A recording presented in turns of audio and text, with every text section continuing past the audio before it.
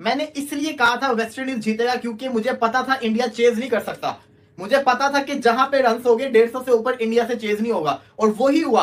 Toss जीता ना West Indies ने, उन्होंने पहले बल्लेबाजी का फैसला किया, तो मैं उधर ही समझ गया था इन्होंने इंडिया को पकड़ लेना है, और वही हुआ, इन्होंने इंडिया को पकड़ लिया। तो इंडिया इसलिए हारा है कि ये जो ओवर कॉन्फिडेंस है कि हम अपनी लॉबी के लड़के खिलाएंगे, अपनी लॉबी के क्रिकेटर्स लाएंगे और अपनी लॉबी का ही मंजन चलाएंगे। मैं ये कह रहा हूँ कि 150 की अगर आपकी टांगे नहीं है, हाँ। ठीक है, 150 की हार्दिक पांड्या के पास टांगे नहीं है, तो फिर ये लानत जैसी शक्ल लेके भाई वेस्ट इंडीज में तू कर क्या रहा है? तू रेस्ट कर जी। जब आपने ओडीआई में अपने सीनियर प्लेयर्स को रेस्ट करा दिया तो इसको भी रेस्ट करा दो ना यार।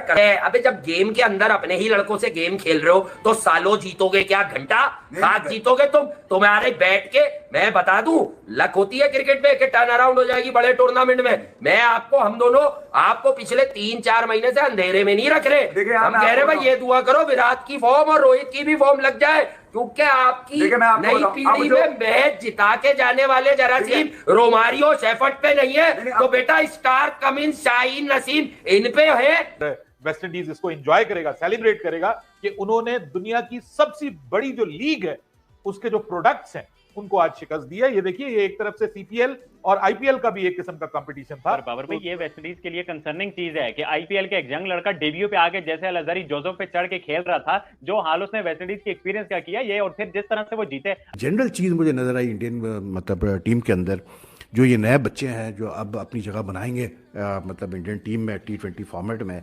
जनरली मैंने देखा कि यार लैक ऑफ गेम अवेयरनेस बहुत है। गेम अवेयरनेस का यह आलम कि आपको 30-35 रन रह गए जीतने के लिए, अच्छी खासी गेंदें बाकी हैं, और मतलब लास्ट बॉल पे आप सिंगल ले रहे हो यार, मतलब सॉरी फर्स्ट बॉल पे आप सिंगल ले रहे हो अक्षर पटेल। दोस्तों, मेरा नाम मनीष और क्रिको में स्वागत है आपका। इंडिया और वेस्ट इंडीज की जो है पहली T20 मैच हो गई। इसमें वेस्ट इंडीज ने इंडिया को 5 रनों से हरा दिया। किसी को ये उम्मीद नहीं थी कि ऐसा भी हो सकता है, क्योंकि इंडियन टीम में इतने स्टार्स प्लेयर्स जो है वो भरे पड़े। पर ये टीम का मुझे समझ में नहीं आता है। ये कभी कभी ऐसा लगता है कि 200 प्लस टारगेट भी आसानी से चेस कर लेंगे, और ये करेंगे भी, और कभी कभी ये जो है जल्दी जल्दी आउट होके मैच हारा भी सकते हैं। मतलब इनमें 1-2 प्लेयर ऐसे होने चाहिए जो कि ठहर कर खेले, मैच को आखिर तक ले जाए, विकेट ना दे। जैसे कि पहले यूवी पाजी थे और उसके बाद में फिर MS धोनी ने जिम्मेदारी संभाली, फिर सुरेश रैना। ऐसा कोई 5वां या 6वें नंबर का बैट्समैन होना चाहिए, क्योंकि वो जो भी आ रहा है वो लग रहा है कि एकदम सेट है, ऐसे शॉट मार रहा है और बाद में जो है आउट होके जा रहा है। तो फर्स्ट T20 इंडिया जो है वो हार चुका है। तो एक मैच अभी खत्म हो गई है और 4 मैच बाकी है, और इन लड़कों में इतना पोटेंशियल है कि ये पूरे के पूरे 4 मैच जो है वो मार सकते और सीरीज नाम पे कर सकते। फिर भी इनका कुछ भरोसा नहीं किया जा सकता है, क्योंकि ये यंग टैलेंट है, ये बिल्कुल घबराता नहीं है, और T20 क्रिकेट जो है एकदम जोश से खेलता है। तो चलिए फिर देखते हैं हम पाकिस्तानी मीडिया की इस पे क्या राय है इंडिया के हार पे। और आप guys please please please channel को सब्सक्राइब कीजिएगा। अगर आप चैनल सब्सक्राइब करेंगे तो उससे हमारा हौसला बढ़ेगा, और हम ऐसे वीडियो बार बार आपके सामने लेके आएंगे। So thank you for watching. West Indies ने पहला T20 मैच इंडिया को हरा दिया। वेस्ट इंडीज ने 5 रन से इस मैच को अपने नाम किया है। और अगर इस मैच की बात करें, मैंने क्यों कहा था, मैंने इसलिए कहा था वेस्ट इंडीज जीतेगा क्योंकि मुझे पता था इंडिया चेज नहीं कर सकता। मुझे पता था कि जहां पे रन हो गए 150 से ऊपर इंडिया से चेज नहीं होगा, और वही हुआ। टॉस जीता ना वेस्ट इंडीज ने, उन्होंने पहले बल्लेबाजी का फैसला किया, तो मैं उधर ही समझ गया था इन्होंने इंडिया को पकड़ लेना है, और वही हुआ, इन्होंने इंडिया को पकड़ लिया। इंडिया चेस क्यों नहीं कर पाया? क्योंकि इंडिया के जो बल्लेबाज लाइनअप थी ना, वो उस किस्म की लाइनअप नहीं थे। इंडिया चेस के अंदर हमेशा डिपेंड करता है 2 ही बल्लेबाजों के ऊपर, एक है विराट कोहली, दूसरा सूर्य कुमार यादव। विराट कोहली था नहीं, सूर्य कुमार यादव के पास जिसको कहते हैं वैसी फॉर्म इतनी अच्छी नहीं चल रही, और वो आज भी अगर देखे तो उसने 21 बॉलों के ऊपर 21 किया, कोई खास इंप्रेसिव बल्लेबाजी नहीं थी। इंडिया इसलिए हारा कि इंडिया बहुत सारी जगह हारते हारते बच भी जाता है। इंडिया इसलिए हारा है मेरे भाई, मेरे प्यारे भाइयों, इंडिया इसलिए हारा है कि ये जो ओवर कॉन्फिडेंस है कि हम अपनी लॉबी के लड़के खिलाएंगे, अपनी लॉबी के क्रिकेटर्स लाएंगे और अपनी लॉबी का ही मंजन चलाएंगे। देखिए, तिलक वर्मा ने आज 2 छक्के मारे।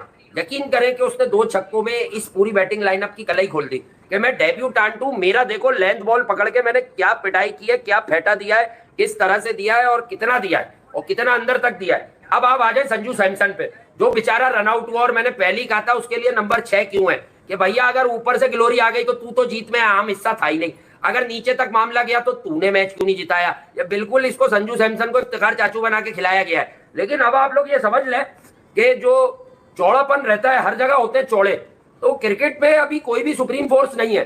ठीक है, और ये भी समझ ले वो लोग जो विराट कोहली को 3-4 साल से बाहर करा रहे हैं कि आप इसको T20 से हटा दे, आप इसको टेस्ट से हटा दे। मैं ये कह रहा हूँ कि 150 की अगर आपकी टांगे नहीं है, हाँ। ठीक है, 150 की हार्दिक पांड्या के पास टांगे नहीं है, तो फिर ये लानत जैसी शक्ल लेके भाई वेस्ट इंडीज में तू कर क्या रहा है? तू रेस्ट कर जी।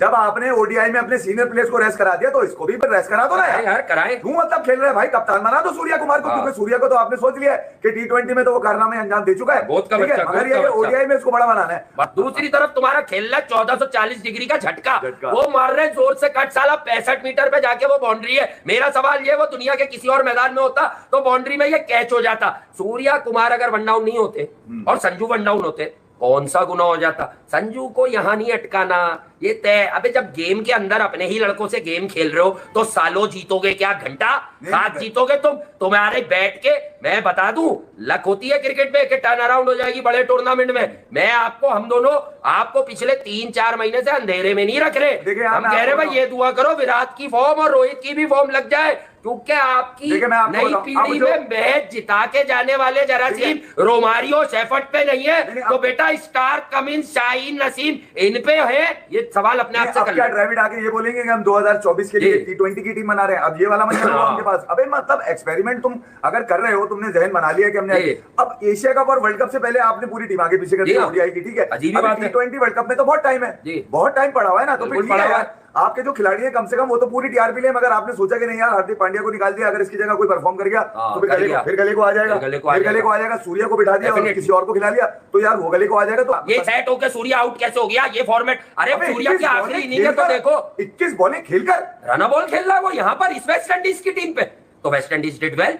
मैंने कहा था ना 165 पे इंडिया हरता हुआ दिख रहा है मुझे, अब तुम्हें समझ आया होगा 149 पे भी आ रही है। कहते हैं कि 15-20 रन वेस्ट इंडीज से मैंने ये भी कहा था कि एक स्पिनर और डाल लो, उसकी भी मिसाल 3 ओवर में 5 रन थे। एक बात बताइए, गिल घंटा गया, एक स्पिनर से आपकी भैया वीरान कर गया वो झटके का प्रिंस। जब आप अपने जो मेजर प्लेयर्स हैं, जब आप उनको बिठा देते हैं, जब आप यंगस्टर्स के ऊपर भरोसा करते हैं, तो फिर आपको ये जहन में रखना चाहिए कि जिस टीम के खिलाफ आप खेल रहे हैं वो है वेस्ट इंडीज। और वेस्ट इंडीज के अंदर जो है वो भले वो एक मुर्दा घोड़ा है, लेकिन उसमें किसी वक्त भी जान पड़ जाती है। और खास तौर पे T20 क्रिकेट में तो आपको पता है कि वेस्ट इंडीज टीम हमेशा से एक कंपेटिटिव टीम रही है, एक मुकाबले वाली टीम रही है। और आज वेस्ट इंडीज ने ये बताया है कि जो इंडिया ने जो एक्सपेरिमेंटेशन की है हम उसका फायदा उठाते हैं।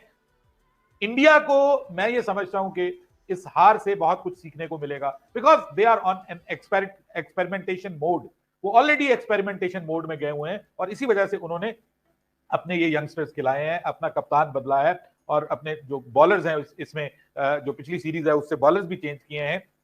अर्शदीप के ऊपर उन्होंने बहुत ज्यादा इस पे जो है वो रखा है और इसके अलावा यूजी हमें नजर आए हैं। फिर भी मैं ये कहूंगा कि देखिए, credit goes to the team West Indies कि उन्होंने मैच जीता और अच्छे तरीके से जीता, मतलब आखिर तक वो फाइट की उन्होंने। इस वक्त गिरी हुई टीम है, इस वक्त बहुत नीचे गिरी हुई टीम है वेस्ट इंडीज की, मोरल वाइज बहुत नीचे गिरी हुई टीम है, हर तरह से समझ नहीं आ रही, उनका कुछ भी ठीक नहीं चल रहा। ऐसी सूरत में दुनिया की बहुत बड़ी टीम को हराना ये अपनी जगह अलग से एक मायने रखता है और वेस्ट इंडीज इसको एंजॉय करेगा, सेलिब्रेट करेगा कि उन्होंने दुनिया की सबसे बड़ी जो लीग है उसके जो प्रोडक्ट्स हैं उनको आज शिकस्त दी है। ये देखिए, ये एक तरफ से सीपीएल और आईपीएल का भी एक किस्म का कंपटीशन था। बाबर भाई, ये वेस्ट इंडीज के लिए कंसर्निंग चीज है कि आईपीएल के एक यंग लड़का डेब्यू पे आके जैसे अलजारी जोसेफ पे चढ़ के खेल रहा था, जो हाल उसने वेस्ट इंडीज की एक्सपीरियंस क्या किया ये, और फिर जिस तरह से वो जीते, अर्शदीप ने चौके मार रहा था, मतलब आप देखें अर्शदीप ने चौके मारे। देखिए वेस्ट इंडीज के जंग इंडिया है ना, वेस्ट इंडीज के विराट कोहली और बुमराह को तो नहीं थे ना, आप देखें ना। नहीं, वही मैं कह रहा हूँ ना, वेस्ट इंडीज के अपने स्यापे हैं। जनरल चीज मुझे नजर आई इंडियन मतलब टीम के अंदर, जो ये नए बच्चे हैं जो अब अपनी जगह बनाएंगे मतलब इंडियन टीम में T20 फॉर्मेट में, जनरली मैंने देखा कि यार लैक ऑफ गेम अवेयरनेस बहुत है। लैक ऑफ गेम अवेयरनेस होती क्या है? लैक ऑफ गेम अवेयरनेस ये होती है कि आपको जो सिचुएशन होती है ना उस हिसाब से खेलना पड़ता है, आपको अपना टीम का स्कोर बोर्ड देख के खेलना पड़ता है। आपको खासकर जब आप चेस कर रहे होते हैं तो आपको डिसाइड करना पड़ता है कि मैं किस बॉलर को टारगेट करूंगा, किस बॉलर को मैं छोड़ूंगा, किस बॉलर को मैं आराम से खेलूंगा। तिलक वर्मा का डिसमिसल, सूर्या कुमार यादव का डिसमिसल, ईशान किशन का डिसमिसल, शुभमन गिल का डिसमिसल, ये सारे डिसमिसल्स अगर आप देखें, ये मतलब they all came because of मतलब impatience, that's all. Lack of game awareness impatience, जल्दबाजी कि बस हमने जल्दी से मैच खत्म करना है, ऐसे नहीं होता यार।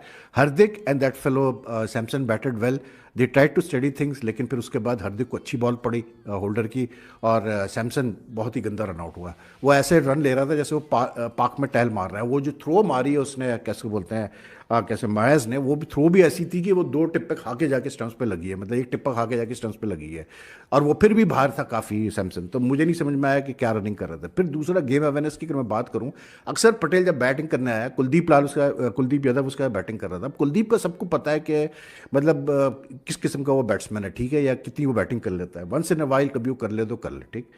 अब अक्सर गेम अवेयरनेस का यह आलम कि आपको 30-35 रन रह गए जीतने के लिए, अच्छी खासी गेंदें बाकी हैं, और मतलब लास्ट बॉल पे आप सिंगल ले रहे हो यार, मतलब सॉरी फर्स्ट बॉल पे आप सिंगल ले रहे हो अक्षर पटेल, और सिंगल भी किसकी बॉलिंग पे ले रहे हैं, वो होल्डर था शायद, या वो अपना कैसे बोलते हैं शेपर्ड था, जो कि अच्छी बॉलिंग कर रहे थे। मतलब मुझे समझ में नहीं आया अक्षर पटेल। अब आपके पास एक बैट्समैन रह गया एक एंड पे, अक्षर पटेल, जो आपको जिता सकता है, वो पहली गेंद पे रन ले रहा है भाई। मतलब इतना बड़ा बैट्समैन हो गया कुलदीप यादव कि आप उसको छोड़ दिया आपने कि भैया अब तुम फेस करो या तुम रन करो। उससे बेचारे से रन बन नहीं रहता है। उसे 9 गेंदें फेस कर दी, 3 रन उससे टोटल किए। तो आप सोचिए कि उस बेचारी क्या